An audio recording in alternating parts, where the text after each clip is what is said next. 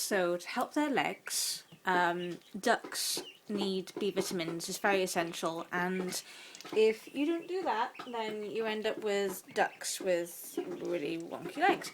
So I think I might have mentioned it in a previous video, but we got these nutritional yeast flakes, which work ideal. I just pop it in their water and off we go, and it's really going to help Summer and the rest of the ducks, but Summer especially. She's had a mega amount. I've removed her plaster because the other ducklings were pecking at her, and in order to fully integrate, well, she kind of, you know, she can't be bullied, and seems like they're all getting along now, which is lovely to see. So I think she's going to thrive.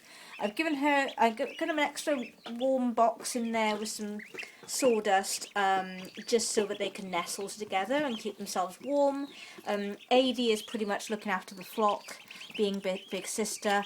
I did realise that the lip was actually in a little bit too much, and then they started pecking at the polystyrene, so I had to move the polystyrene way over so they can't reach it, and now they can no longer swim in it, and there's way less mess. So well done, Gem, that was a really good plan.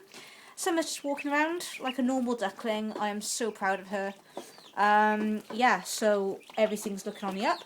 The chickens are now back. They're able to live in peace now. They got oyster shell now so they can digest. I've cleaned their heater. I've added extra straw just for extra warmth now, and I might just light a fire up to the heat leak just to keep them extra warm and cosy in this room over the night. We're approaching May, so it's not going to get that cold here, but I'd rather just make sure that it's at a decent temperature. Currently we are at 17 degrees, so I'm not really that concerned about them.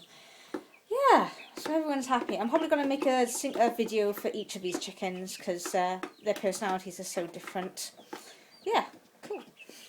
Happy ducks, happy chicks. Hooray!